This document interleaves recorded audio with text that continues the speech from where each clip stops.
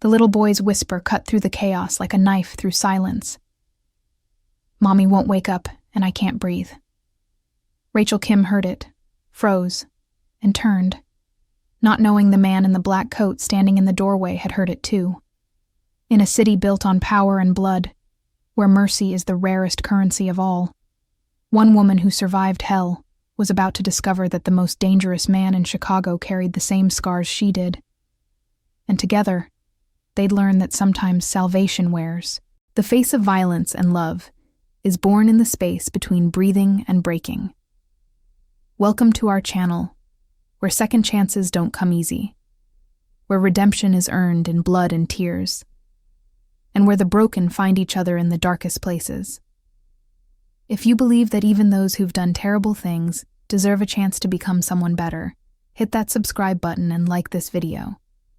Drop a comment telling us where you're watching from. We read every single one. Now let's see how. One freezing January night changed 3 lives forever. The temperature had dropped to 8 degrees Fahrenheit when Rachel heard the pounding on the reinforced door of the Southside Women's Shelter. She'd been awake for 36 hours straight, covering for 2 staff members who'd called in sick, surviving on black coffee, and the kind of exhaustion that made your bones ache. At 3:47 a.m., the pounding came again, desperate, arrhythmic, the sound of someone using their last strength. Rachel's hand instinctively went to the scar on her left forearm, the one that ran from wrist to elbow, pale and raised. 5 years since Marcus had put her in the hospital. 5 years since she'd transformed that terror into purpose, dedicating her life to helping women escape the monsters wearing human faces. She checked the security camera. A woman stood outside, barely visible through the snow, holding something. No, someone. A child wrapped in her arms. Blood stained the woman's coat, dark and spreading. Rachel's training kicked in. She opened the door. The woman collapsed into the foyer, and Rachel caught her, feeling the dead weight of someone whose body was already shutting down. The child, a boy, maybe 6 years old, wearing pajamas under a too thin jacket, tumbled onto the floor, gasping for air with a sound Rachel recognized immediately. Asthma attack. "Help him," the woman whispered, blood bubbling at her lips. "David. Help my David. His father." She coughed, crimson spraying across the white tile floor. "His father will kill him. Don't let... I've got him," Rachel said, already reaching for the boy. But he'd curled into himself, small hands clutching a blue inhaler that was clearly empty. "I've got you, sweetheart. Look at me. Look at my eyes." The boy's face was turning blue, his chest heaving uselessly. Rachel grabbed the emergency inhaler from the first aid kit mounted on the wall, pressed it to his lips. "Breathe with me. In through your mouth. Slow. That's it. Again." Behind her, the woman made a wet, rattling sound. Rachel turned and saw death in her eyes, the specific emptiness that comes right before the light goes out. She'd seen it before. Too many times. "Stay with me," Rachel commanded, pressing her hand against the wound in the woman's abdomen, but blood poured through her fingers, hot and unstoppable. "Stay with me. What's your name?" "Maria," the woman breathed. "Maria Rivera. Tell my son. Tell David his mama loved him. Tell him it wasn't his fault. Tell him." The light went out. Rachel felt for a pulse she knew wouldn't be there. She grabbed her phone, dialed 911 with shaking fingers, her other hand still on David's back as he wheezed through the medication.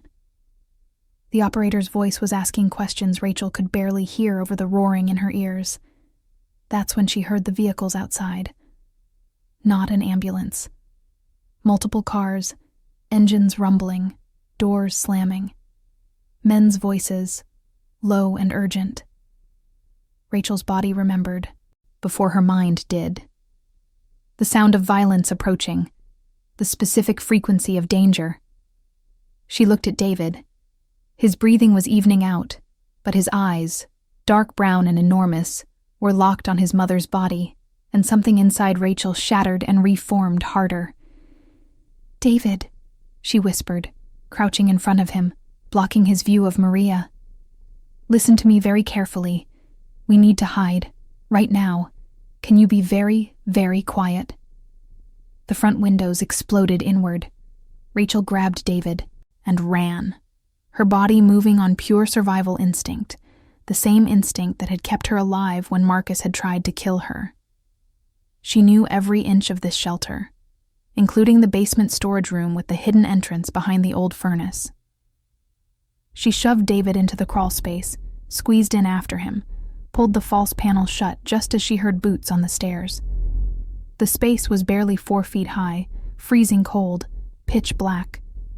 David was shaking violently, trying not to cough, his small body pressed against hers. "Mommy won't wake up," he whispered against her shoulder, so quietly she almost didn't hear it. "And I can't breathe." "I know, baby," Rachel breathed back, her hand over his mouth, gentle but firm. "I know. But you need to be silent now. Can you do that for me?" Above them, furniture crashed. Men's voices shouted in Spanish and English, angry and searching. "Find the kid. Boss wants no witnesses. Check everywhere. The bitch came here for a reason." Rachel felt David go rigid with terror. She held him tighter, her heart hammering so hard she was sure they'd hear it. The crawlspace door was well hidden, but not impossible to find. Not if they looked hard enough. Footsteps stopped directly above them. Someone kicked the furnace.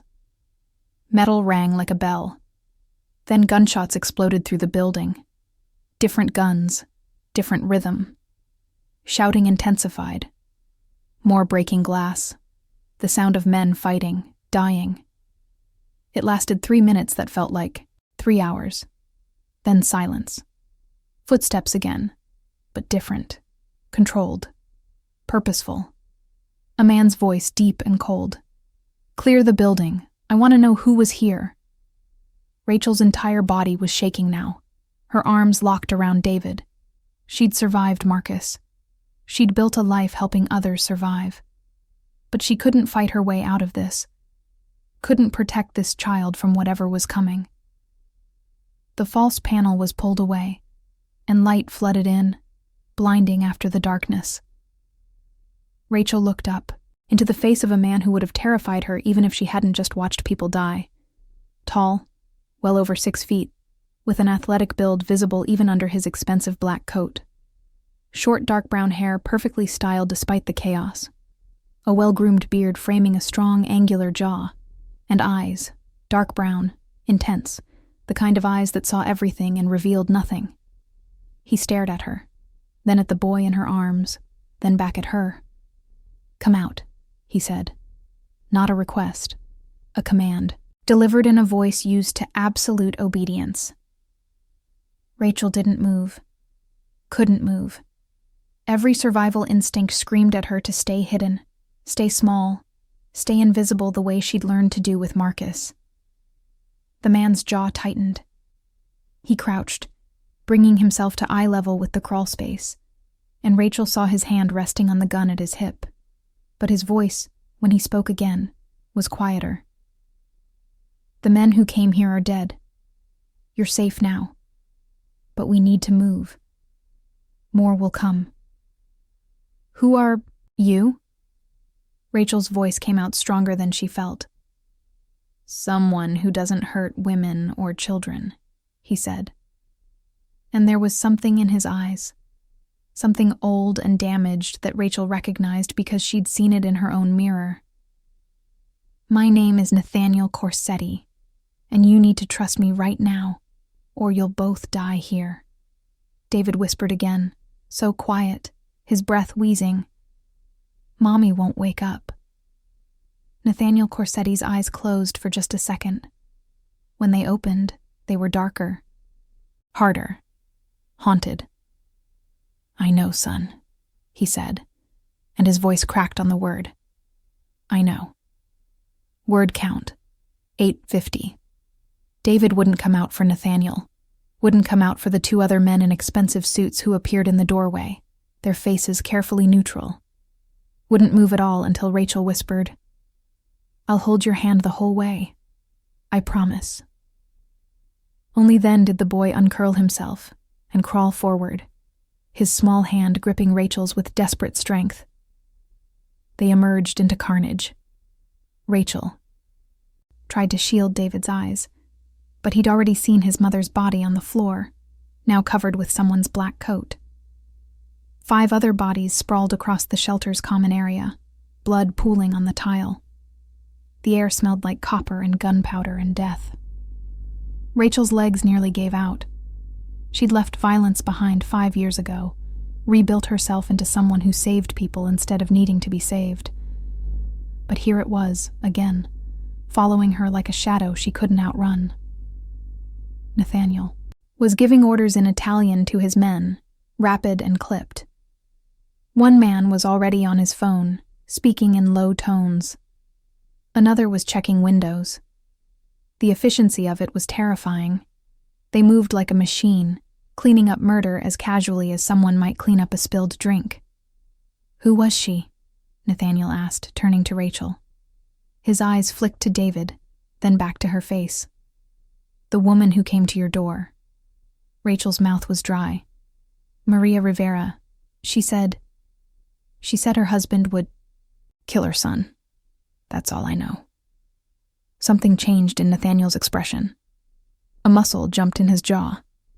Rivera, Jesus Christ. He ran a hand through his hair, the first crack in his controlled demeanor. Antonio Rivera's wife. The kid is... He stopped himself, glanced at David again. Is what? Rachel demanded, her social worker instincts overriding fear. What does that mean? It means, Nathaniel said slowly, that boy is the son of one of the most dangerous men in Chicago. Antonio Rivera is a lieutenant in the Diaz cartel. He'll want his son back, and he'll kill anyone who gets in his way. David made a small sound, not quite a whimper, more like the noise a trapped animal makes. His breathing was getting raspy again. Rachel crouched in front of him, ignoring Nathaniel and his men and the bodies and everything else. David, I need you to use your inhaler. Can you do that for me? The boy pulled the blue inhaler from his pocket with shaking hands. It was still empty. Rachel's heart sank. I have a doctor, Nathaniel said, already pulling out his phone. He'll meet us at my place. Bring medication, oxygen, whatever the kid needs. I'm not going anywhere with you, Rachel said flatly, standing up but keeping David behind her. I'm waiting for the police and EMTs. They're already on their way. Nathaniel's eyes hardened. The police will take the boy into protective custody. He'll become bait in a federal investigation. Antonio Rivera has half the Southside PD on his payroll. They'll know where the kid is within hours. Is that what you want? What I want, Rachel said, her voice shaking with anger and fear and exhaustion, is for people to stop deciding things without asking. For children to stop being treated like property. For Rachel. Her name in his mouth stopped her. She didn't remember telling him her name. I know what happened to you. Marcus Chen. Assault and battery. You pressed charges. He got 18 months. You've been working here for 3 years. You live alone. No family. You dedicate your life to helping women escape exactly what you escaped. The room tilted. How do you... Because I needed to know who was in this building when my men tracked Rivera's crew here, Nathaniel said. His voice wasn't unkind, but it was absolute. I needed to know if you were a threat. You're not. You're... He paused, something flickering across his face. You're someone who survives. Rachel felt exposed, stripped naked. All her careful privacy the walls she'd built. And this man had torn through them in seconds. "The police will be here in 4 minutes," one of Nathaniel's men said quietly. "We need to move, boss." Nathaniel looked at Rachel, then at David, then back at Rachel. "I'm not going to force you, but that boy needs medical attention, and he needs protection from a father who beat his mother to death. I can provide both. The question is whether you trust me enough to come, or whether you're going to let the system chew him up and spit him out." "The system failed you," Nathaniel interrupted. "The restraining order against Marcus didn't stop him from breaking into your apartment, didn't stop him from putting you in the ICU. The system protects paperwork, not people. You know that better than anyone." Rachel's scar burned. She looked down at David, who was staring up at her with those enormous brown eyes, wheezing with each breath. 6 years old, mother dead on the floor, father a monster, nowhere safe. To go. She'd been David once. Different circumstances, same trapped feeling. "If I come," Rachel said carefully, "I stay with him. Wherever you take us, I don't leave his side. He doesn't get separated from me for any reason." "Agreed. And I'm not your prisoner. If I decide to leave, I leave. No locked doors, no guards blocking exits." Nathaniel's mouth tightened, but he nodded. "Agreed. But if you leave alone. The boy stays protected." "No deal then." They stared at each other. Rachel felt the weight of David's hand in hers, his small body pressed against her leg. She thought about foster care, about lawyers and courts, and the grinding machinery of child protective services. About how long it would take, and how many cracks a scared 6-year-old could fall through. "Fine," Nathaniel said finally. "You both stay, or you both go. But decide now." Sirens wailed in the distance, getting closer. Rachel looked at the bodies on the floor. At Maria Rivera's still form. At the shelter she'd poured 3 years of her life into, now destroyed. At David, struggling to breathe, terrified and orphaned. She thought about Marcus, about the night he'd almost killed her, about how no one had come to save her until it was almost too late. "We'll come," she whispered. "But if you hurt him, I won't." Nathaniel's voice carried absolute certainty. "I don't hurt kids. Ever." There was a story there. Rachel could see it in the shadows behind his eyes, in the way he'd flinched when David had said, "Mommy won't wake up." But there was no time to ask. They moved fast. Nathaniel's men had already cleaned up evidence. Rachel didn't want to know what that meant. She was ushered into a black SUV with tinted windows. David clutched against her chest. Nathaniel slid into the driver's seat himself, which surprised her. She'd expected him to have someone else drive. They pulled away just as the first police car screamed around the corner. David was shaking so hard his teeth chattered. Rachel wrapped her arms around him, feeling his small body curl into hers. "You're safe," she whispered. "I've got you." But she didn't feel safe. Didn't feel anything except the surreal horror of the last 30 minutes, the weight of another person's child in her arms, and the presence of the dangerous man in the front seat, who'd promised protection from a father even more dangerous. The heater was on, blasting warm air that smelled like expensive leather and something else. Cologne maybe, woodsy and clean. So different from the shelter's industrial smell of bleach and old fear. "The shelter," Rachel said suddenly. "It'll be destroyed," Nathaniel finished. His eyes met hers in the rearview mirror. "Rivera's crew will finish the job tonight. I'm sorry. 3 years of work. Gone. All those women who depended on that safe space. But alive," Rachel reminded herself. She was alive. David was alive. That had to count for something. "Where are we going?" she asked. "Somewhere secure. Somewhere Antonio Rivera can't reach. Somewhere..." Nathaniel paused, his hands tightening on the steering wheel. Somewhere I can keep you both alive. The way he said it made it sound less like a promise and more like a vow. They drove through snow-covered streets, the city transforming into something unrecognizable at 4:30 a.m.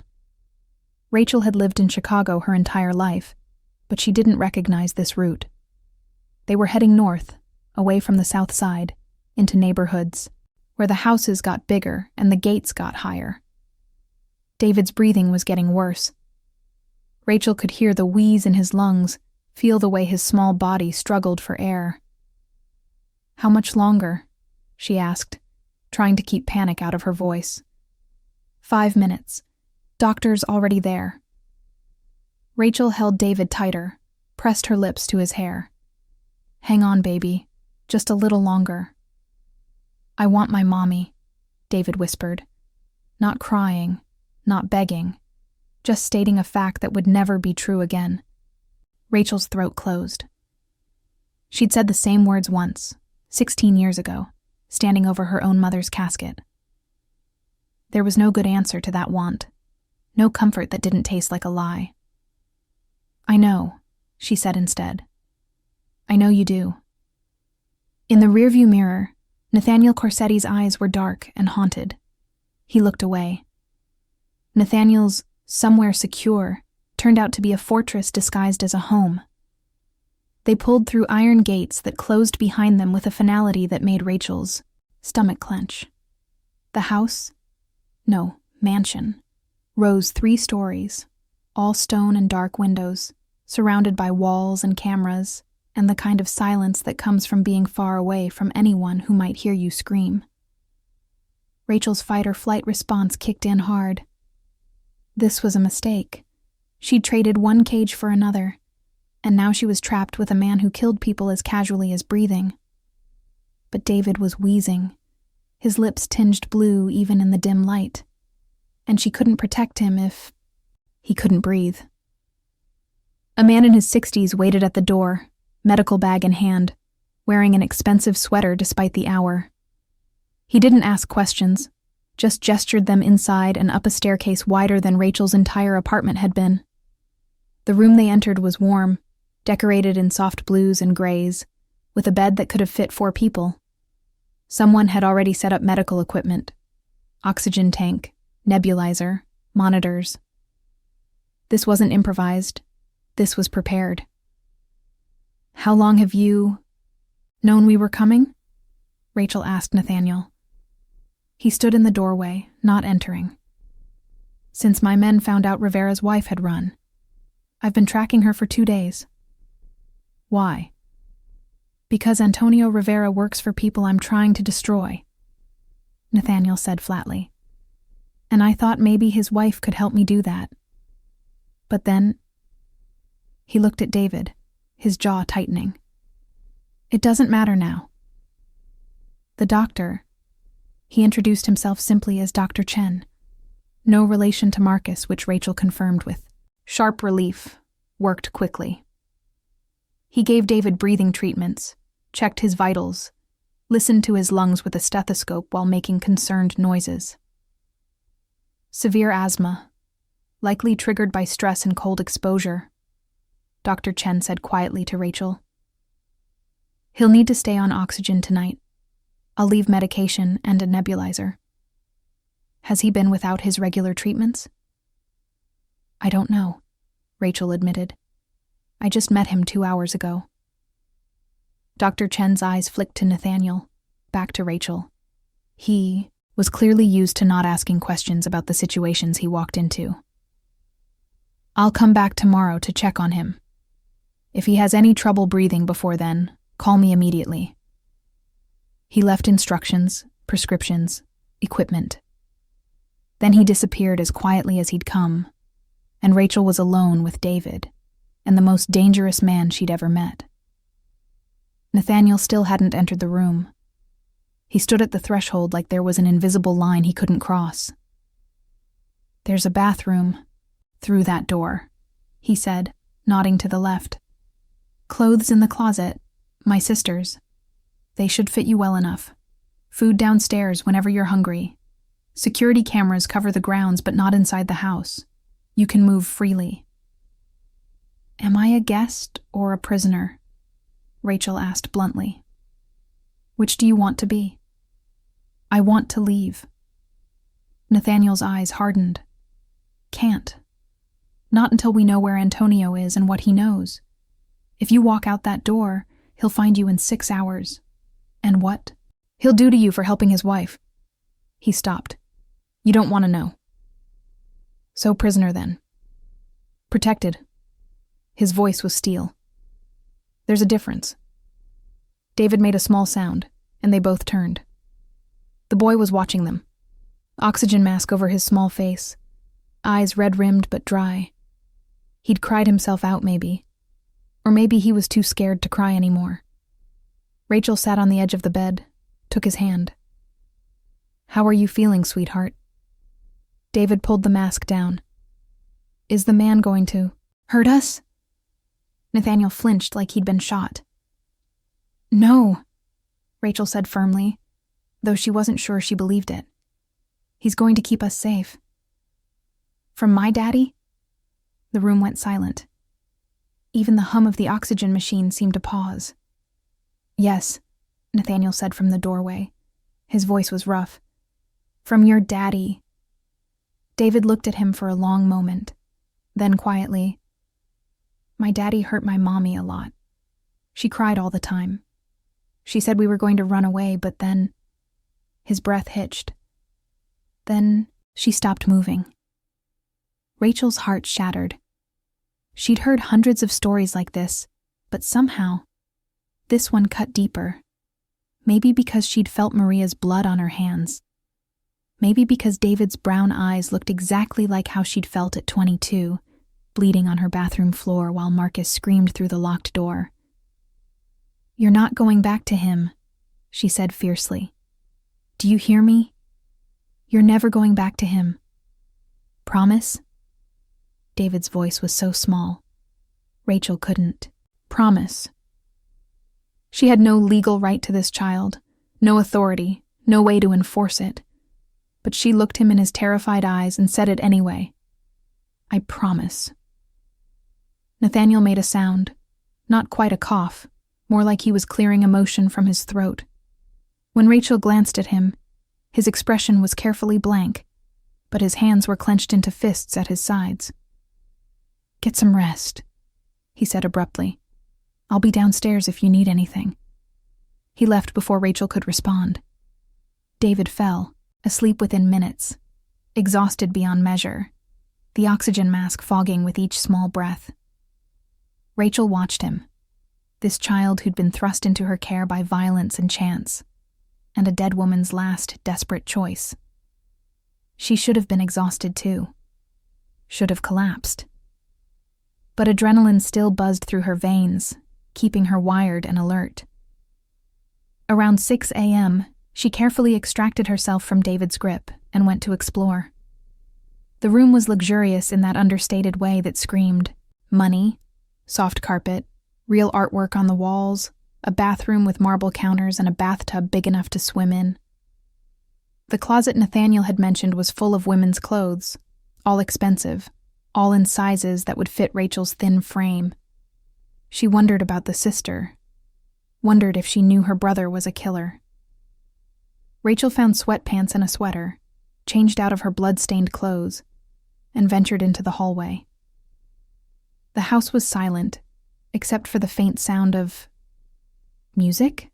Piano music, melancholic and beautiful.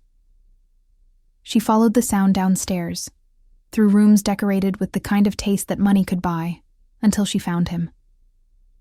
Nathaniel sat at a grand piano, in a room with floor-to-ceiling windows overlooking snow-covered grounds. His jacket was gone, sleeves rolled up, and his hands moved across the keys with the kind of skill that only comes from years of practice. He didn't hear her approach, didn't see her standing in the doorway. For a moment, Rachel saw him unguarded, the tension in his shoulders, the way his eyes were closed, the expression on his face that looked like pain. Then he opened his eyes and saw her. The music stopped abruptly. "Sorry," Rachel said, though she wasn't sure what she was apologizing for. "I heard Chopin." Nathaniel's voice was flat. "Nocturne in C-sharp minor. My mother's favorite." Past tense. Was. Rachel filed that away. "You play beautifully." "My mother insisted I learn," said a man who could create beauty, might remember not to create only destruction. He laughed, bitter. She was wrong. Rachel stepped into the room, drawn by something she couldn't name. "You saved us tonight. That's not destruction. I killed 5 men tonight." Nathaniel looked at her directly. "Shot 3 of them myself. That's who you're trusting to protect you. A man who solves problems with bullets." "My ex-boyfriend put me in the ICU," Rachel said quietly. "When I pressed charges, the judge gave him 18 months. He served 11. 2 weeks after he got out, he showed up at my apartment with a knife, saying if he couldn't have me, no one would. I barricaded myself in the bathroom and called 911. They took 23 minutes to arrive. Do you know what you can do to a locked bathroom door in 23 minutes? Nathaniel's jaw clenched. "Rachel." By the time they broke in, Marcus had made it halfway through the door. I was sitting in the bathtub with a broken bottle in my hand, ready to... She stopped. She'd never told anyone this part. "Ready to do it myself rather than let him touch me again." The silence stretched between them, heavy with shared understanding. "So yes," Rachel continued, "you killed 5 men tonight, and I should be terrified of you. But those 5 men came to kill a 6-year-old boy whose only crime was having a monster for a father. So forgive me if I'm having trouble condemning you for it." Nathaniel stood, walked to the windows, stared out at the snow. "I'm not a good man, Rachel. Don't make the mistake of thinking I am." "I don't think you're a good man," she said. "I think you're a dangerous man. But I also think..." She paused, trying to find the right words. "I think maybe you're dangerous in the right direction." He turned to look at her, and something in his expression made her breath catch. Not desire, or not only desire, but recognition. 2 damaged people seeing their reflection in each other. "David called me Daddy," Nathaniel said suddenly, upstairs. "He said, 'Is the man going to hurt us?' And for a second, I thought he meant me. Thought I was the monster in his nightmares." His hands clenched. "I don't hurt children. I don't hurt women. Those are the only 2 rules I've never broken." "Why?" The question hung in the air. Nathaniel looked like he wanted to leave, to retreat behind the walls of silence and control. But something made him stay. "Because when I was 16, he said slowly, I watched my father beat my mother to death. And when I tried to stop him, he came at me with the same gun he'd used on her. So I took it from him, and I shot him. 3 times. Center mass, the way he'd taught me." Rachel's breath stopped. "But my mother," Nathaniel continued, his voice empty. "She'd gotten up, was trying to reach me. She stumbled between us right as I fired the 3rd shot. I killed her. The one person I was trying to save. And I..." He stopped. Swallowed. "So no, I don't touch women. I don't scare children. Because I know exactly what it feels like to be the monster." Rachel didn't plan to move, didn't consciously decide. But she found herself crossing the room, standing in front of him, close enough to see the scars on his knuckles and the absolute desolation in his eyes. "You were 16, she said. "You were a child trying to save your mother. That doesn't make you a monster. Doesn't it?" "No." She reached out, hesitated, then laid her hand on his arm. He flinched but didn't pull away. "Monsters don't learn to play Chopin. Don't keep their promises. Don't look at a scared little boy and see themselves." Nathaniel looked down at her hand on his arm, like he couldn't quite believe it was there. When he spoke, his voice was rough. "You should be more careful about touching men like me." "Men like you?" "Men who want to touch back." The air between them shifted, charged. Rachel should have stepped back, should have remembered all her carefully constructed boundaries. But she'd faced death 3 times. In the last 5 years. Twice from Marcus, once tonight. And she was tired of being afraid of living. "Maybe I want you to," she whispered. Nathaniel's hand came up, cupped her face with a gentleness that contradicted everything he'd just confessed. His thumb brushed her cheekbone, and Rachel felt the touch everywhere. "Rachel." A small sound from upstairs. David calling out in his sleep. They broke apart like they'd been burned. "I should," Rachel started. "Go," Nathaniel finished. "He needs you." She went. But at the doorway she looked back. Nathaniel stood at the piano again, hands resting on the keys but not playing, staring at nothing. And Rachel realized, with a certainty that terrified her, that she was already beginning to trust him. David's nightmares started on the 3rd night. Rachel woke to his screaming, the sound high and terrified, and found him sitting up in bed, eyes open, but not seeing, small hands clawing at his chest. "Can't breathe," he gasped. "Daddy's, Mommy's, I can't. David, you're safe." Rachel wrapped her arms around him, but he fought her, trapped in whatever horror his mind was replaying. "David, listen to my voice. You're with me. You're with Rachel. You're safe." But he couldn't hear her. His breathing was going ragged, the beginning of an asthma attack triggered by pure panic. Rachel reached for the nebulizer, but before she could set it up, Nathaniel was there. She hadn't heard him open the door, hadn't known he was awake. But suddenly he was kneeling beside the bed, his large hands gentle on David's small shoulders. "Hey," he said, his voice different than Rachel had ever heard it, soft, almost musical. "Hey, son, look at me. Can you look at me?" David's wild eyes found Nathaniel's face. "That's good. Now I want you to breathe with me, okay? Watch my chest. In..." Nathaniel took a slow, exaggerated breath. "Hold. Out. Can you do that with me?" David tried, failed, tried again. His small chest was heaving, panic, still controlling him. "Tell me," Nathaniel said, never breaking eye contact. "What's your favorite color?" The question was so unexpected that David blinked. What? "Your favorite color. Mine's blue, like the lake in summer. What's yours?" "Red," David whispered. "Red. Good. Why red?" "My mom..." His breath hitched.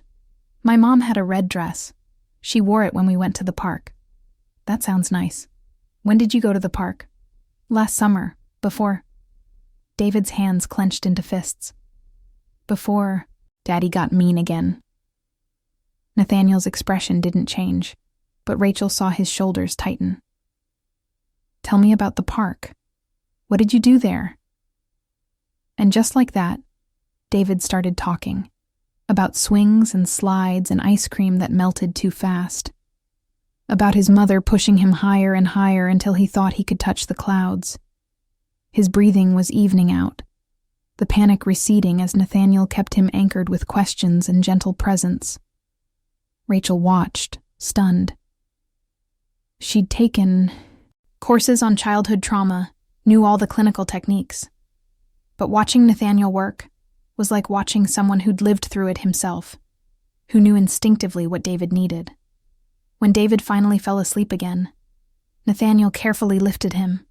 The boy barely stirred, and adjusted his pillows, tucked the blanket around him with the kind of precision that spoke of practice. "Thank you," Rachel whispered. Nathaniel just nodded and left, closing the door silently behind him. But it happened again the next night. And the next. Always the same. David waking in terror, unable to breathe, trapped in memories of his father's violence. And always, Nathaniel appeared, patient and gentle, talking David through it until the boy could sleep again. On the 5th morning, Rachel found David in the kitchen, sitting at the enormous marble island while Nathaniel made pancakes.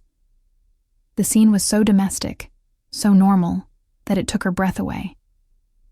"Morning," Nathaniel said, not looking up, from the griddle. He'd rolled his sleeves up, and Rachel could see tattoos on his forearms, intricate, dark ink that disappeared under the fabric. "Coffee's fresh." David was drawing on a sheet of paper with crayons someone had provided. Rachel leaned over to look and felt her heart clench. 3 stick figures, a tall one labeled Nathaniel, a medium one labeled Rachel, and a small one labeled me. They were holding hands, standing in front of a house. "That's beautiful, sweetheart," Rachel said carefully. "Who are these people?" "My new family," David said simply, like it was obvious. "Since my old family is gone." Rachel's eyes burned. She looked at Nathaniel and saw him staring at the drawing, his expression unreadable. Then he turned abruptly back to the stove, but not before she saw the muscle jump in his jaw. After breakfast, while David watched cartoons in the den under the watchful eye of one of Nathaniel's men, Rachel found Nathaniel in his office. The room was all dark, wood and leather, shelves lined with books in multiple languages, a desk that probably cost more than a car. Nathaniel sat behind it, reading something on his computer, but he looked up when she entered. "Thank you," Rachel said, "for helping with David's nightmares. I know what it's like," Nathaniel interrupted. "To be that age and have your whole world turn into a horror show. To not understand why the person who's supposed to protect you is the one you need protection from." Rachel sat in the chair across from his desk. "Your father." "My father," Nathaniel confirmed. "He was a violent drunk who took out every frustration on my mother. I was the oldest of 3 kids, so I tried to..." He stopped. "I tried to be the shield. Didn't work most of the time." "Where are your siblings now?" Something dark crossed his face. "Dead. My sister overdosed at 19. My brother was killed in a drive-by when he was 17. This life..." He gestured vaguely at the office, at the house, at everything his power had built. "It destroys everything it touches. Then why stay in it? Because I'm good at it." Nathaniel leaned back in his chair. "And because the men I kill are worse than me. Antonio Rivera? He doesn't just beat his wife and son. He traffics women, runs drugs through middle schools, orders hits on anyone who disrespects him. The world is better when men like him stop breathing. And you get to decide that? Someone has to." His eyes were hard. "Your system, Rachel, the courts, the police, the laws. It failed you, failed Maria, fails thousands of women every day. So yes, I decide, and I don't apologize for it." Rachel should have argued, should have defended the system she'd spent 3 years working within. But she thought about Marcus walking free after 11 months, thought about Maria bleeding out on the shelter floor, thought about how many times she'd watched women go back to abusers because the law couldn't protect them. "David drew us as a family," she said instead. "I saw. He's attaching to you. I know. What happens when this is over? When Antonio is dealt with and we can leave?" Nathaniel looked at her for a long time. "Is that what you want? To leave?" Rachel stopped. She didn't know. A week ago, she'd had a life. A job she loved, a routine, a purpose. Now all of that was ash, and she was living in a mansion with a Mafia boss and a traumatized 6-year-old, and somehow it felt more real than anything she'd had before. I don't know, she admitted. Then don't decide yet. Nathaniel stood, walked around the desk. He stopped in front of her, close but not touching. Stay until you know. Stay until David's safe. Stay until... He paused. Just stay. The way he said it made it sound like a plea, not a command. Nathaniel. When I was 16, he said abruptly, after I killed my mother, I spent 6 months not speaking. Couldn't.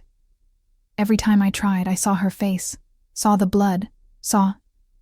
He closed his eyes. A man took me in. Older guy, ran a boxing gym. He didn't make me talk. Just let me hit things until I could breathe again. And one day, I asked him why. Why help a kid who killed his own mother? What did he say?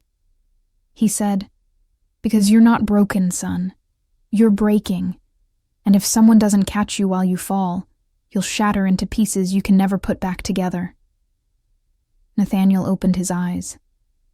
David is breaking. I see it in his eyes, in his nightmares, in the way he stops, breathing when someone raises their voice. And I can't... His voice cracked. I can't let him shatter. Rachel stood. They were inches apart now, close enough that she could see the faint scar above his left eyebrow, the flecks of gold in his dark eyes. You're not your father, she said softly. And you're not the boy who made a terrible mistake trying to save his mother.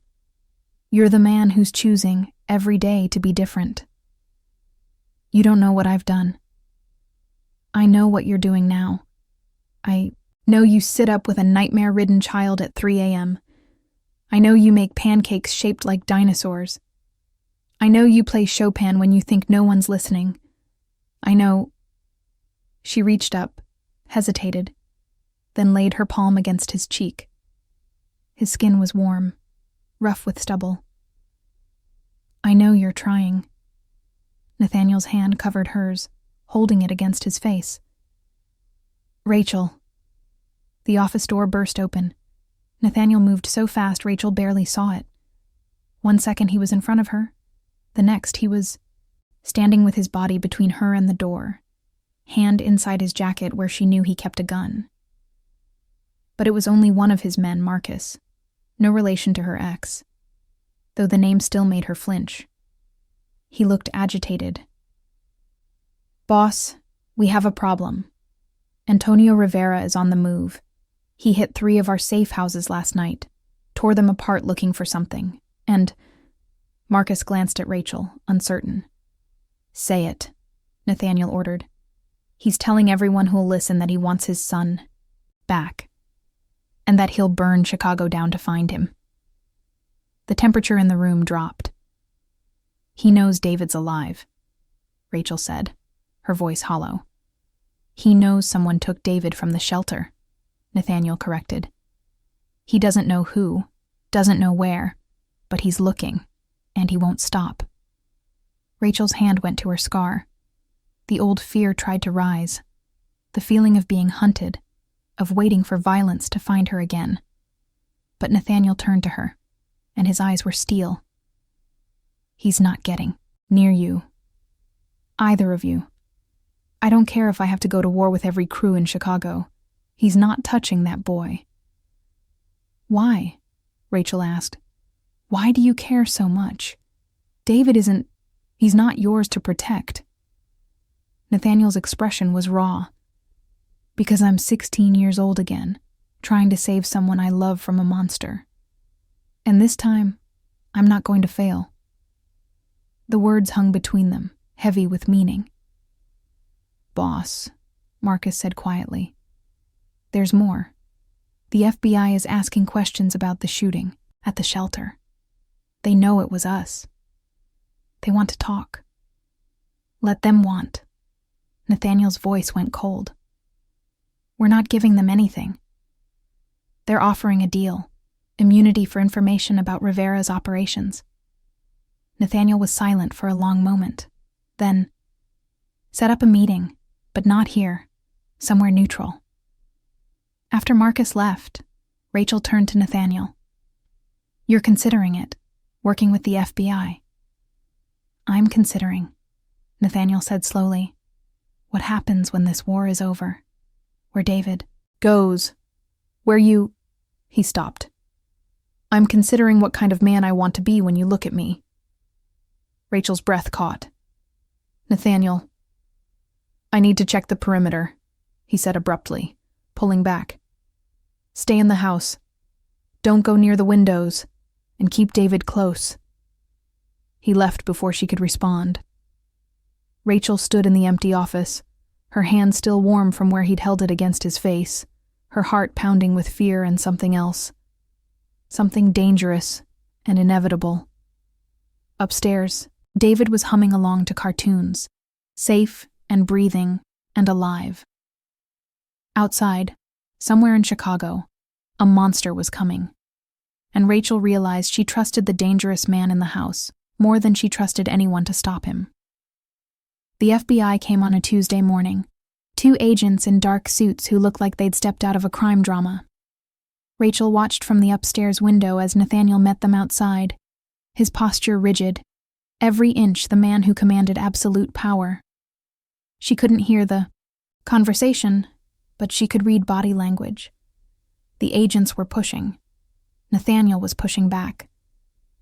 It lasted 20 minutes, and when they left, Nathaniel stood in the snow, hands in his pockets, staring at nothing. Is he okay? David asked from behind her. He'd been shadowing Rachel constantly since the nightmares intensified, afraid to let her out of his sight. I don't know, sweetheart. When Nathaniel came back inside, his expression was unreadable. They want David, not to hurt him, to use him as bait, set up a sting, get Antonio to come for his son, arrest everyone involved.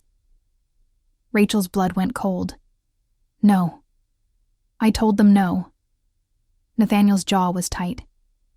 But they're not giving up. They'll get a court order, claim protective custody is in David's best interest, and then, Antonio's inside sources will tell him exactly where his son is, Rachel finished, and David dies in the crossfire. Not if I move first. What does that mean? Nathaniel looked at her, and something in his eyes made her stomach drop. It means I go to Antonio, offer him something he wants more than revenge. You, Rachel breathed. You're going to offer yourself. No. Nathaniel's voice was hard. I'm going to offer him his empire. I have evidence of every crime he's committed in the last 5 years. Dates, witnesses, bodies. Enough to put him away for life.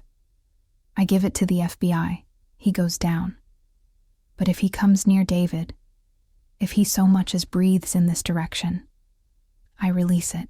All anyway, and make sure every crew in Chicago knows he was going to sell them out to save his own skin. That's mutually assured destruction. Yes. He'll never accept it. He will, Nathaniel said, because the alternative is war with me, and he knows he can't win that fight. Not anymore. Rachel wanted to argue, wanted to find another way, but she'd lived through Marcus's obsession, knew how men like that thought.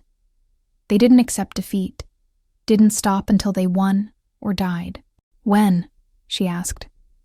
Tonight. Marcus is setting up a meeting at neutral ground. Nathaniel paused. If something goes wrong, don't. If something goes wrong, he continued, Marcus will get you and David out. There's a safe house in Wisconsin, fully stocked. You'll have money, new identities if you need them. You'll be... I don't want money or new identities, Rachel interrupted. Her voice shook. I want you to come back. Nathaniel looked at her like she'd spoken a foreign language. Rachel... Don't Rachel me. She stepped closer, invaded his space the way he'd invaded hers that first night. You don't get to be noble and self-sacrificing after what? After making me care about you. The words came out fierce, almost angry. After showing me that not all dangerous men are monsters, after being gentle with a broken child and playing Chopin at 3 a.m., and looking at me like you're everything. Nathaniel finished quietly. His hand came up, cupped her face. Like you walked into my life on the worst night imaginable and somehow made me remember what it feels like to want to be better. Rachel's breath stopped. They were standing too close, the air between them charged with everything they hadn't said.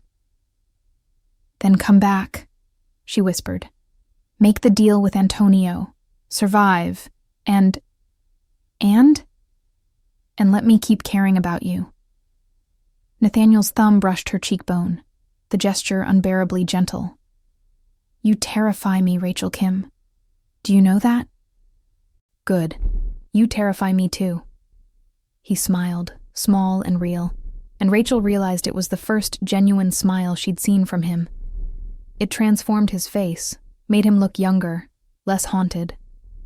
Then David's voice called from upstairs, "Rachel, Nathaniel," and the moment shattered. That evening, Rachel gave David dinner and a breathing treatment, trying to act normal while Nathaniel prepared for a meeting that could end in his death. She read the boy 3 stories, sang him 2 songs, and held him until he fell asleep with his small hand gripping her shirt.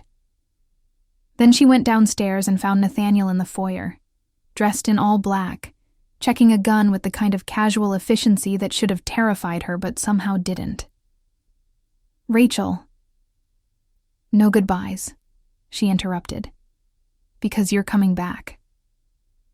Nathaniel crossed to her in 3 strides, pulled her against him, and kissed her. It wasn't gentle, wasn't tentative. It was desperate and fierce, and tasted like fear and promise and all, the things they'd been dancing around for days. Rachel's hands fisted in his jacket, holding him close, trying to memorize the feeling of solid muscle and beating heart beneath her palms. When they finally broke apart, both breathing hard, Nathaniel pressed his forehead to hers. "I need you to promise me something," he said. "What?" "If this goes bad, if I don't come back, you take David and run. Don't wait for my body. Don't waste time on grief. Just run and keep him safe." "Nathaniel, promise me." His voice was iron. "Promise me you'll protect him." Rachel wanted to refuse, wanted to rage against the idea of a world without him in it. But she looked into his eyes and saw the 16-year-old boy who'd failed to save his mother, who'd carried that failure every day since. "I promise," she whispered. "But you need to promise me something too." "What?" "That you'll fight like hell to come back, because David needs you, and I—" She stopped, swallowed. "I need you too." Nathaniel kissed her again, softer this time. A benediction, not a goodbye. Then he left, and Rachel stood in the empty foyer, listening to the sound of his car pulling away, and prayed to a God she wasn't sure she believed in anymore. The hours crawled. Rachel sat in the living room, unable to focus on anything. Marcus had stationed himself at the door, armed and alert. Other men patrolled the grounds. The house was a fortress. But Rachel kept thinking about the last fortress she'd built, the bathroom Dr. Marcus had broken through. How safety was always an illusion, when violence wanted in badly enough. At 11:47 p.m., headlights appeared in the driveway. Rachel was on her feet before she consciously decided to move. Marcus tensed, hand on his weapon. The front door opened. Nathaniel walked in, alone, alive, blood on his knuckles but upright. Rachel ran to him, didn't think, just collided with his body and wrapped her arms around him, holding on like he might disappear. "I'm here," Nathaniel murmured into her hair. "I'm here. It's done." "Done?" Antonio accepted the deal. "He leaves David alone, leaves you alone, or I destroy him. We have a truce." "Do you trust it?" "No." Nathaniel pulled back to look at her. But he's smart enough to know I mean what I said, and the FBI is watching him now. He makes one wrong move and... He made a gesture that indicated finality. Relief flooded through Rachel so intensely her knees weakened. Nathaniel caught her, held her steady. "It's over?" she asked. "For now." His arms tightened around her. "For now, we're safe." That night, after checking on David, the boy was sleeping peacefully, no nightmares. Rachel found Nathaniel on the balcony of his room, staring out at the snow-covered grounds. "Can't sleep?" she asked. "Never can after..." He gestured vaguely. "After nights like tonight." Rachel stood beside him, close but not touching. "What happens now?" "Now," Nathaniel said slowly, "I figure out how to keep the promise I made to you. To be better. To be..." He paused. "To be someone worthy of the way you look at me. And how do I look at you? Like I'm not a monster." His voice was rough. "Like maybe I could be someone good." "You are someone good," Rachel said. "You're just also someone dangerous. Those things can exist in the same person." Nathaniel turned to face her. "Rachel, I need to tell you something. About the deal with the FBI." Her stomach clenched. "What about it?" "I didn't just give them information on Antonio. I gave them information on everyone. My rivals, my enemies, even..." He stopped. "Even my own crew. The ones who've crossed the lines I won't cross. Who hurt women, deal drugs to kids, traffic people." Rachel stared at him. "You just destroyed your own empire." "Yes." "Why?" "Because David drew a picture of a family," Nathaniel said simply. "And I looked at it and realized I want that. Not the power, not the fear, not the blood. I want..." His voice cracked. "I want to be the man in that drawing. The one holding hands with a woman who survived hell and a kid who deserves better, and I can't be that man while I'm the other one." Tears burned Rachel's eyes. "Nathaniel, I'm not asking you to decide anything," he interrupted. "Not asking you to stay, or forgive me for what I've done, or trust me with your future. I'm just asking..." He reached out, took her hand carefully, like it was something precious. "I'm asking if you think, maybe, someone like me could learn to be the kind of man someone like you could love." Rachel looked at their joined hands.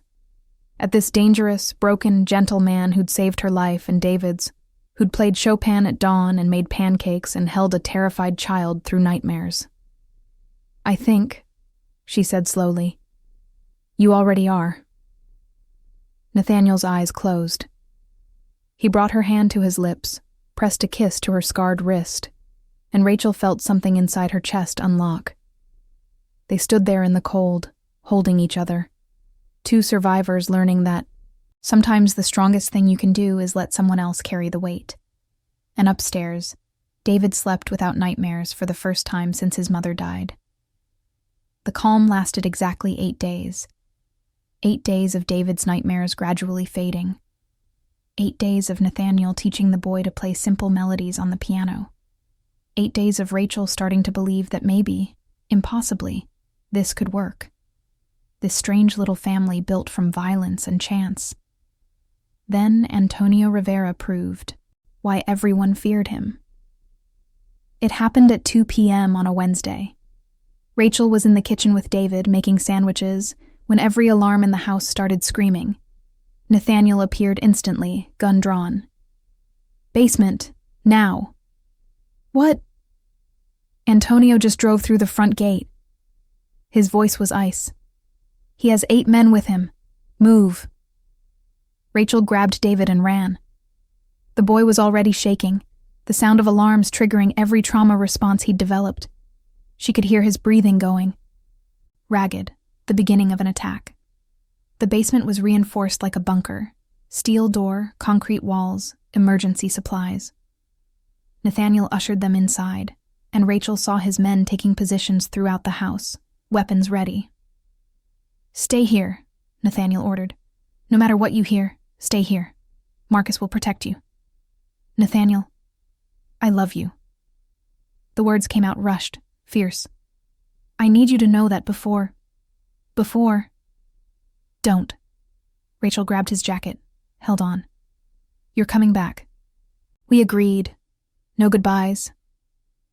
Nathaniel kissed her hard, a collision of desperation and promise. Then he was gone, the steel door slamming shut behind him. David was hyperventilating now, his small chest heaving uselessly. Rachel forced herself to focus, to push down her own terror. She grabbed his inhaler, held it to his lips. Breathe with me, baby. Just like Nathaniel taught you. In, hold, out. Is Daddy here?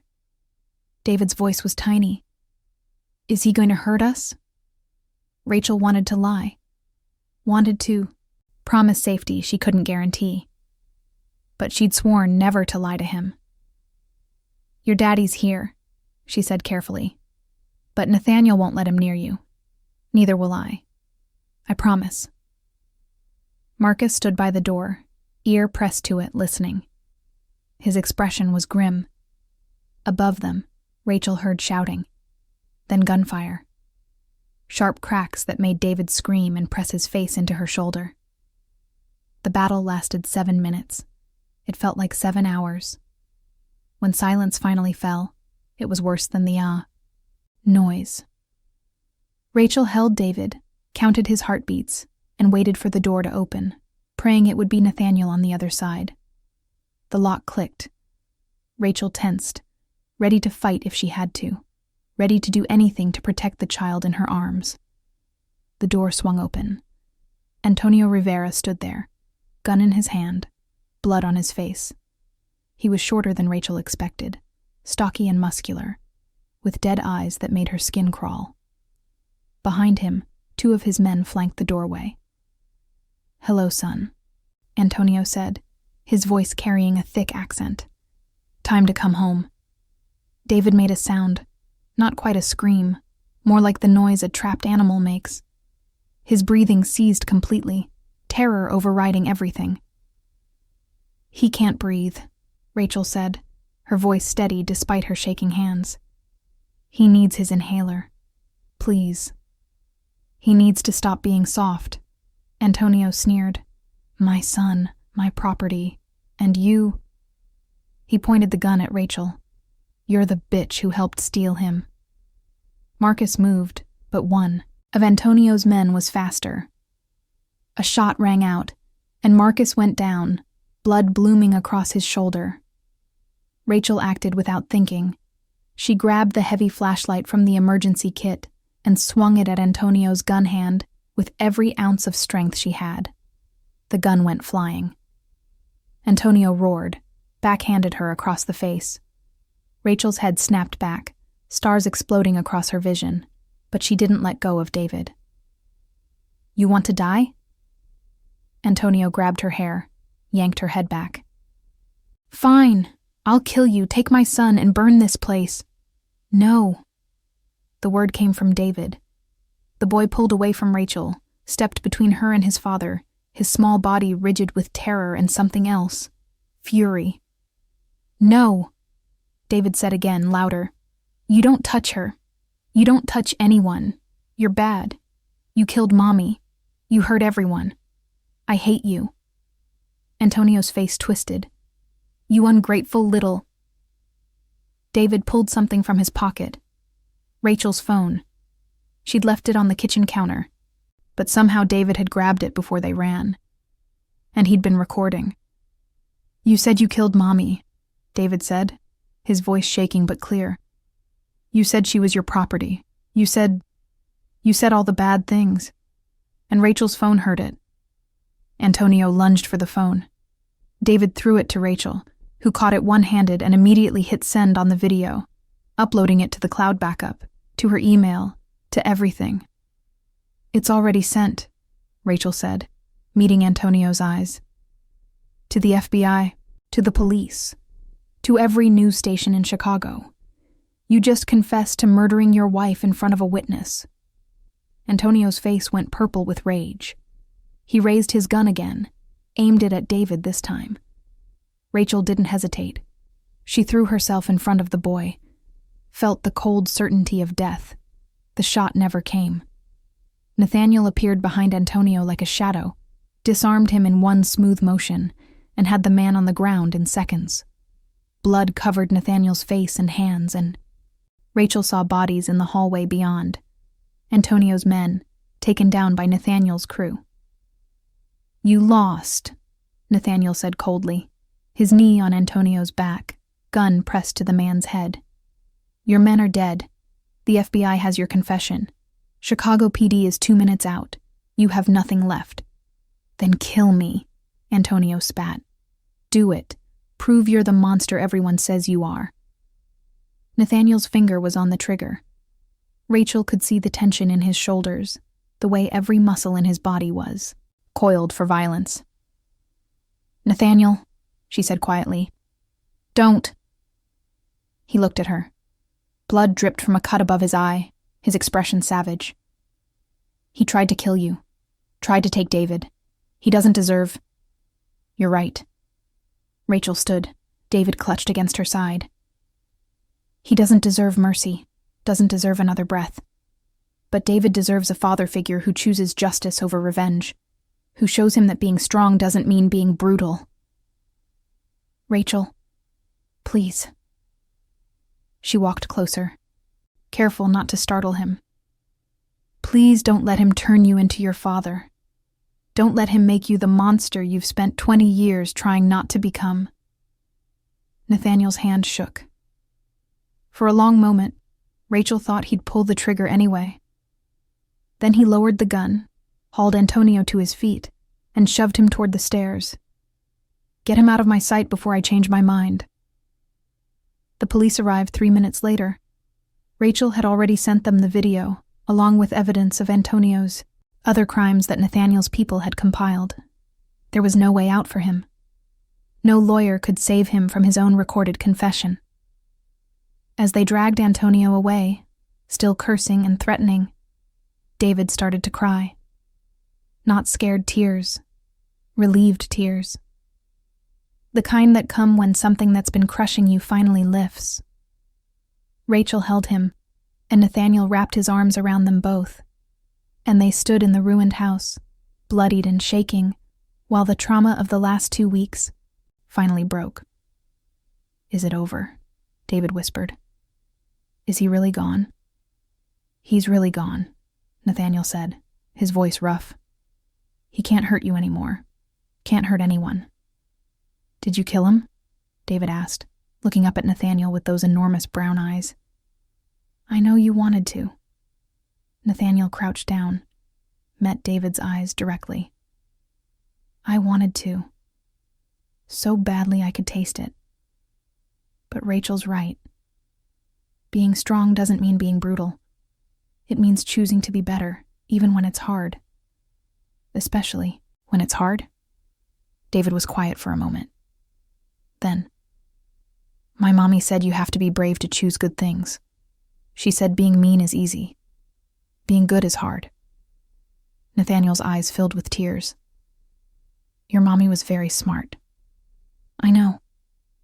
David pressed closer to Rachel. "Are you and Rachel going to be my new parents? Because the drawing I made, it was my wish. And Rachel said wishes can come true." Rachel's throat closed. She looked at Nathaniel, saw the same desperate hope in his eyes that she felt in her chest. "That depends," Nathaniel said carefully. "Would you want us to be?" "Yes." David didn't hesitate. "You make good pancakes. And Rachel smells nice. And you both get sad sometimes like me, so you understand." It was the most brutally honest assessment of family Rachel had ever heard. "Then yes," she said, her voice breaking. "We'll be your family, if that's what you want. Do I have to call you Mom and Dad?" "You can call us whatever makes you comfortable," Nathaniel said. David thought about it. "Can I call you Nathaniel and Rachel? And maybe sometimes Mom and Dad when it feels right?" That sounds perfect. The FBI showed up an hour later, asking questions and taking statements. The agent in charge, a woman in her 40s named Chen, took one look at the scene, at David's terrified face, and made a decision. "We'll need statements," she said, "but not today. Take the boy somewhere safe. Get him checked out by a doctor. We'll talk tomorrow." "That's it?" Rachel asked, surprised.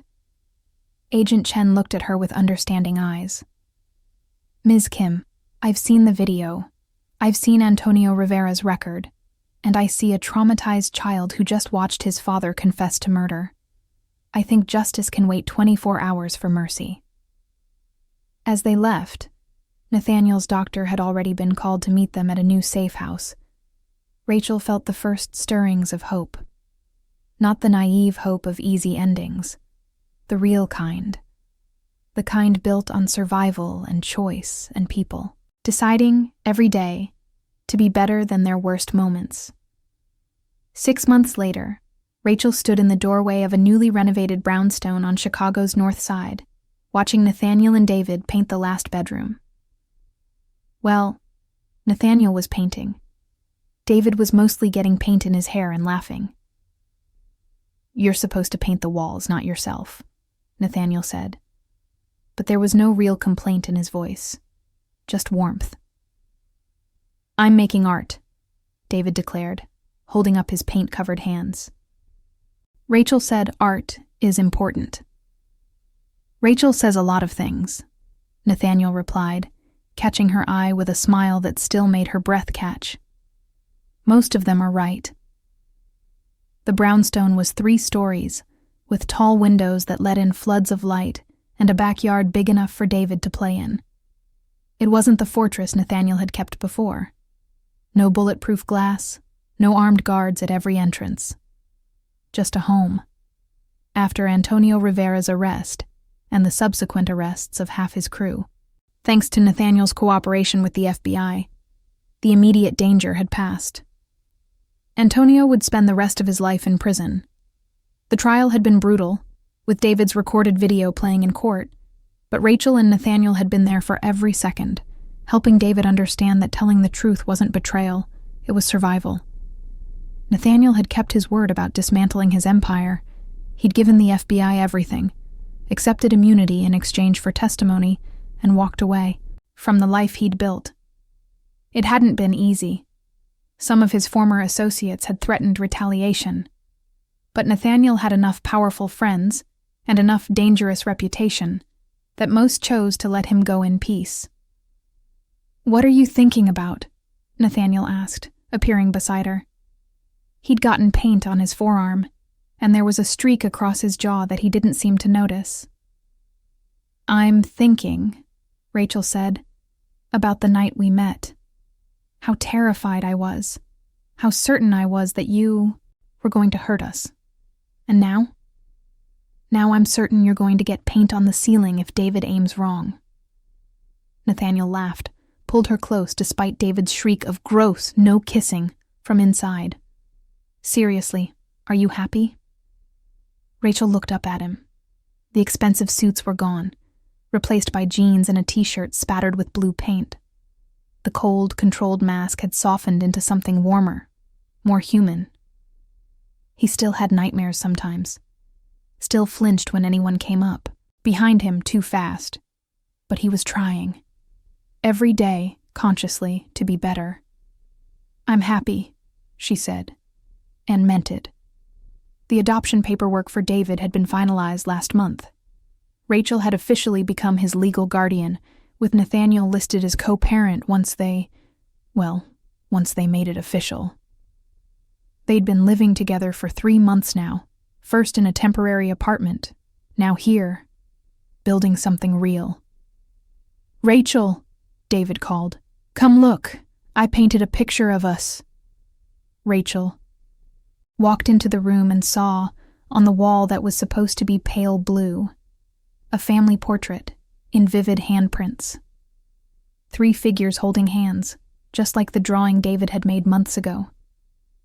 She should have been annoyed. Should have told him they'd have to repaint, but instead, she felt tears prick her eyes. "It's perfect," she said. "We'll keep it." "Really?" David's face lit up. "Really, we'll paint around it. Make it part of the room." Nathaniel was staring at the handprint family, his expression unreadable. Then he picked up a brush, dipped his hand in blue paint, and pressed it next to David's on the wall. "There," he said. "Now it's official."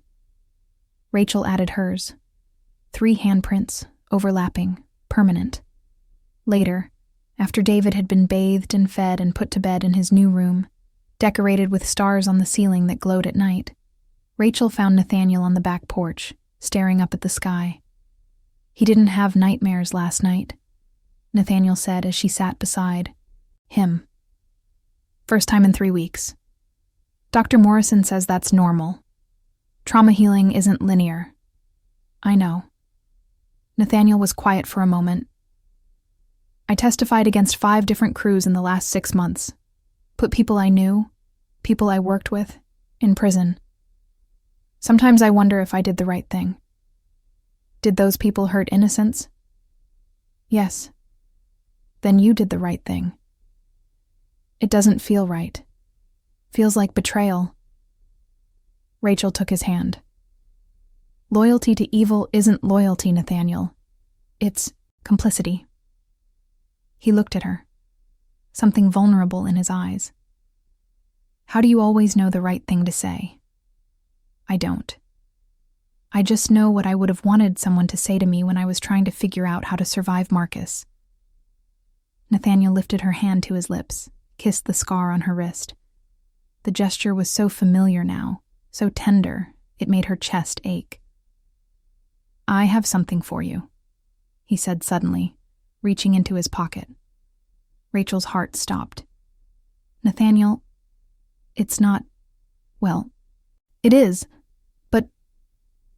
He was fumbling, nervous in a way she'd never seen him. "I know we haven't been together that long. I know you might want to wait. I know I'm probably doing this wrong, but..." He pulled out a small velvet box.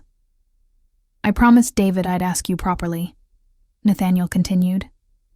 "He helped pick it out. Said it had to be the kind of ring a mom would like. Which apparently means..." He opened the box, revealing a simple gold band with a single small diamond. Nothing ostentatious. Nothing that screamed wealth. Just elegant and real. "Rachel Kim," Nathaniel said, his voice rough. "I'm not good at pretty words. Not good at promises I'm not sure I can keep. But I'm good at being stubborn. At fighting for things I want. And I want this. You, David. This life we're building. I want it so badly it terrifies me." Tears were streaming down Rachel's face now. "So I'm asking," Nathaniel continued, "if you'll marry me. Not because you need protection, or because it's practical, or because of David. But because I love you. Because you make me want to be the man you see when you look at me. Because..." His voice broke. "Because I've been alone my whole life. And with you, I'm finally home." Rachel couldn't speak. Could barely breathe. 6 months ago, she'd been bleeding on a shelter floor, certain she was going to die. Now she was here, whole, safe, loved by a man who'd torn his life apart to be worthy of her. "Yes," she finally managed. "Yes, of course, yes." Nathaniel slid the ring onto her finger with shaking hands. Then he pulled her into his arms and held on like she was the only solid thing in a shifting world. They stayed like that for a long time, wrapped in each other, until David's voice called from upstairs. "Did she say yes? Rachel, did you say yes?" Rachel laughed through her tears. "I said yes."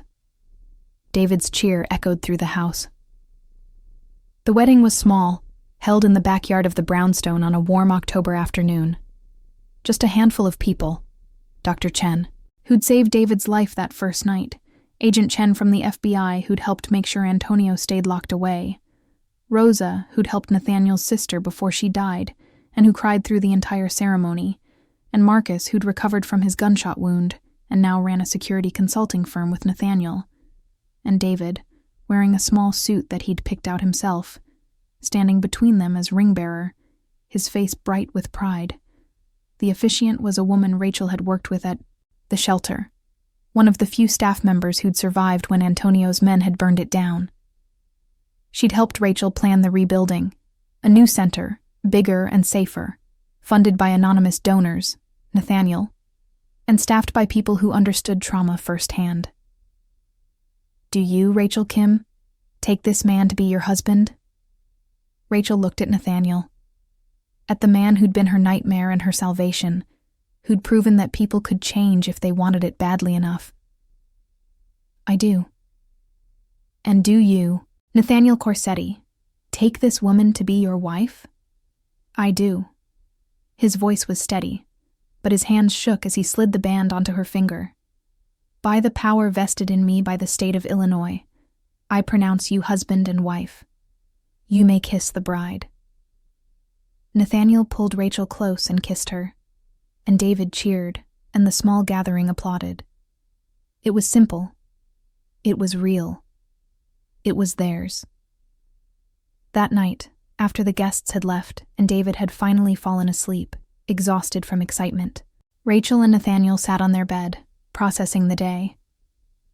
"We did it," Rachel said. "We actually did it." "Having second thoughts?" Nathaniel asked, but there was a smile in his voice. "Not even a little bit." She leaned against him, felt his arm come around her. "I'm thinking about how far we've all come. David's nightmares are down to once a week. You haven't touched a gun in 4 months. I opened that new shelter. You saved 12 women in the first month alone. We saved them. Your security protocols, your funding, your compassion, your understanding." Nathaniel pressed a kiss to her temple. "I just write checks. You actually do the work." They sat in comfortable silence, listening to the house settle around them. "Do you ever miss it?" Rachel asked. "The power, the control, being the most feared man in Chicago." Nathaniel was quiet for a long moment. "Sometimes," he admitted. "I miss knowing I could fix any problem with enough force, miss the certainty of that life.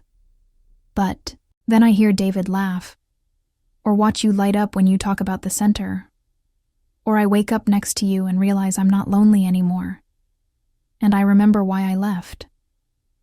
"I love you," Rachel said, "in case I haven't said it enough today." "You could say it 1,000 times, and it wouldn't be enough." Nathaniel turned to face her fully, cupped her face in his hands. "You saved me, Rachel. Not from Antonio, not from the FBI, from myself, from becoming exactly what my father was. You saved yourself," Rachel corrected. "I just believed you could." They kissed, slow and deep, the kind of kiss that promised tomorrow and all the tomorrows after that. A year after the wedding, Rachel stood in the kitchen of their home, watching through the window as Nathaniel pushed David on the swing set they'd installed in the spring. The boys' laughter rang out, clear and bright, no longer the scared whisper it had been. David was 8 now, thriving in school, making friends. He still had bad days. Days when the memories of his mother's death or his father's violence crashed over him. But they were getting fewer. The therapy was helping. The stability was helping. The love was helping most of all. Rachel's hand went to her stomach, still flat but already changing. 6 weeks along. She hadn't told Nathaniel yet, was waiting for the right moment. But she thought about David's drawing, the one with 3 stick figures holding hands, and wondered if the universe had known all along that their family wasn't quite complete. Nathaniel looked up, caught her watching, and smiled. That smile still undid her, still made her remember the dangerous man who'd saved her life, and then let her save his. He said something to David, probably telling him to go wash up for dinner, and the boy ran toward the house, face flushed with happiness. "Rachel," he called. "Nathaniel says we can have movie night. Can we watch the one with the dragons?" "Sure, sweetheart." As David thundered past her, heading for the bathroom, Nathaniel followed him inside. He stopped beside Rachel, pulled her close, pressed a kiss to her hair. "What were you thinking about?" he asked. "You had that look." "What look?" "The one that says you're processing something. Good something or bad something." Rachel turned in his arms, looked up at his face, at the man who'd been broken and had let himself be put back together, piece by painful piece. "Good something," she said. "Really good something." She'd tell him, tonight, she decided. After David was asleep. They'd sit on the porch like they did most nights, and she'd tell him that in 7 months, their family of 3 would become 4, that the little boy who'd drawn a picture of his wish was going to be a big brother. But for now, she just held on to her husband and breathed in the moment. The sounds of David singing badly in the bathroom, the smell of dinner in the oven, the feeling of solid arms around her, and a life they'd fought for, survived for, built together from the wreckage of their separate traumas. "I love you," she whispered. "I love you too," Nathaniel replied. "Always." And Rachel knew, with absolute certainty, that they meant it. Sometimes salvation wears a dangerous face. Sometimes the people who save us are the ones we were taught to fear. And sometimes, the strongest thing you can do is let yourself be vulnerable enough to be loved. Rachel had learned that love wasn't about perfection. It was about 2 broken people, deciding every day to choose each other, to choose healing, to choose hope over fear. Nathaniel had learned that strength wasn't about control or violence. It was about the courage to change, to admit when you were wrong, to build something better from the ashes of who you used to be. And David had learned that family wasn't about blood. It was about who showed up when you were scared, who held your hand through the nightmares, who loved you even when, especially when, you were hard to love. They weren't perfect. They had bad days. Days when Nathaniel's past came knocking. Days when Rachel's scars ached with phantom pain. Days when David had nightmares and couldn't be consoled. But they faced those days together, and that made all the difference. In the end, that's what healing is. Not the absence of pain, but the presence of people who'll sit with you in that pain and remind you that you're not alone. Not ever again. If this story touched your heart, please leave a comment telling us what resonated with you most. Hit the like button to help others find stories about second chances, and subscribe to our channel for more emotional journeys posted every single day. Before you go, check out our playlist for other stories of redemption, survival, and love born from darkness. Thank you for being here. Thank you for believing, like we do, that even the most broken people deserve a chance to become whole again. Stay safe, stay hopeful, and remember, everyone has a story. Everyone deserves compassion. And everyone, no matter what they've done or survived, deserves the chance to love and be loved in return. Good night.